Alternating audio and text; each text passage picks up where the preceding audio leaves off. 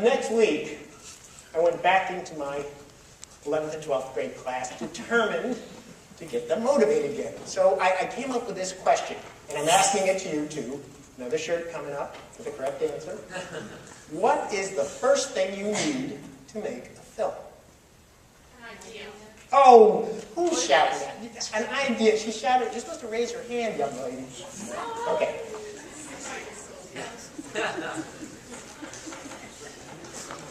She won the prize. An idea. There you go.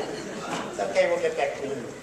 Okay, yes, an idea. And if you have an idea and it has a message with it, wow, you're really ahead of the game. Or as I like to say, no message, no movie. So, I'm there talking to these kids, and they're still kind of like, okay, yeah, what's he got up his sleeve today?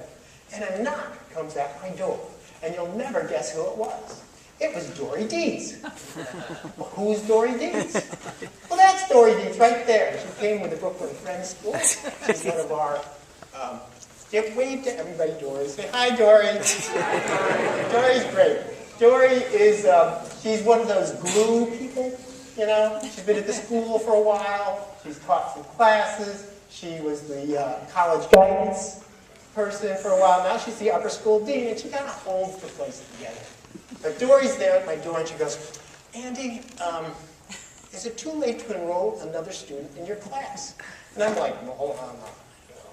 And then she said the magic word. She said, he has a passion for video. And I went, bring him right in. In walked Joey. And Joey was a senior. And he was about as Brooklyn as you could get. Joey Cohen. Joey Cohen. That's the guy. So Joey comes in and he sits down, and in 30 seconds he goes, I have an idea for a film. I said, you do? Great. Tell the whole class. So he goes, okay, where is this guy? And he gets into an elevator, and the elevator closes, and the elevator goes down, and the doors open up, and a guy reaches in and rips his arm off.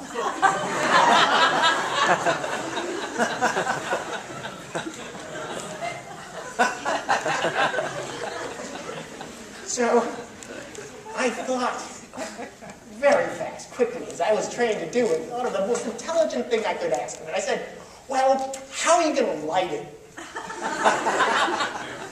And so Joey says, I don't need lights. I said, what do you mean you don't need lights? So I dragged out the light kit we had, I set up a couple of fixtures, and I showed him how you could do some cool lighting. And Joey said, yeah, that's kind of cool. I don't need lights. And I said, look, Joey, bring in your favorite film. I don't care what it is. We'll look at it together, and I'll show you how they use lights. So he did. He brought in The Toxic Avenger Part 3. There we go. Oh, yes. Now, for those of you who aren't familiar with the Toxic Avenger series, that's the last temptation of the Toxic. Well, how do I put this? They're low-budget horror films that are, at the same time, really gross. They're kind of campy, and so they're a bit of an acquired taste. Anyway, Joey really liked these films. He was intent on making one. So I'm sitting there going, well, I better stop this train wreck real fast. So I'm going to throw up some obstacles. So I said, Joey, you need a script. You need a beginning, a middle, and an end. And you need to have a moral. And Joey went, okay. Next class, he comes in with this. I hate it. Comes in with this. Milk, the mentally ill lunatic killer in a Quaker school.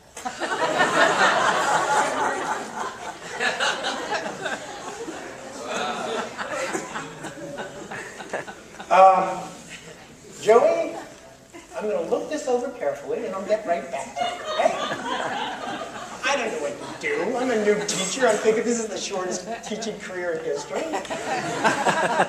So I go, and I do the next the only thing I could think of, I'm going to kick it upstairs. I'm going to go to the principal's office. And I haven't been to a principal's office in a long time. So I go up to our upper school head's office, and a fellow named Peter.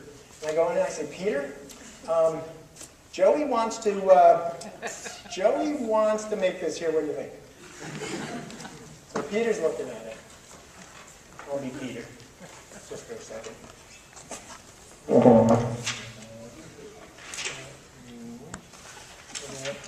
Oh my. Says, I want Joey to make this film, and I'll tell you why. He said, Joey, he's never really shined at academics, and he's never really shined at athletics. But he has an interest in filmmaking, and I'd like to see him pursue it. But the scene where he kills the head of the upper school in Quaker Youth, that's got to go. But he goes, let me tell you why. You see, in our school, Brooklyn Friends, there might be 1 or 2% faculty and students of Quaker faith. But of that 1 or 2%, someone may actually attend our weekly Quaker meetings, and that may be their meeting, and we have to respect that.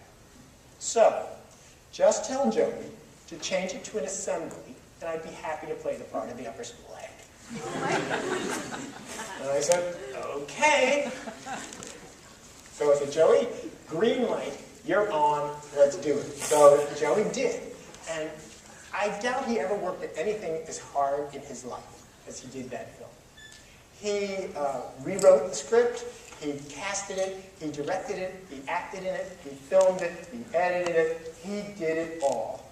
And he even lit a couple of scenes, which made me feel good.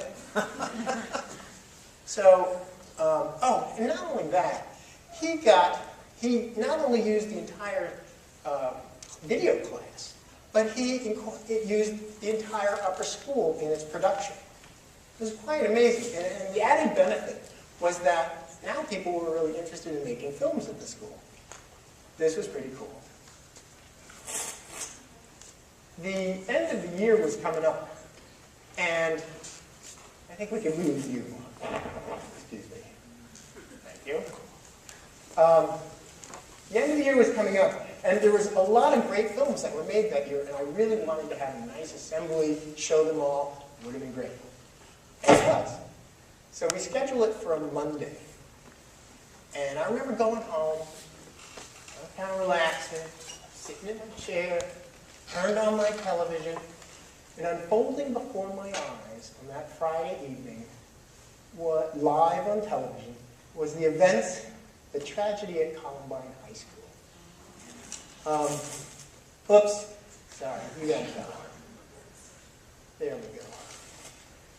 For those of you who aren't real familiar with this tragedy, it was a couple of kids went to school with guns, killed 15 students and teachers, and then themselves. And it was really horrible. And I went to school the next Monday, and I saw Peter, the head of the upper school, and we both had the exact same idea in our head. We had the assembly that day, but we couldn't show Joey's film. It just wouldn't have been appropriate.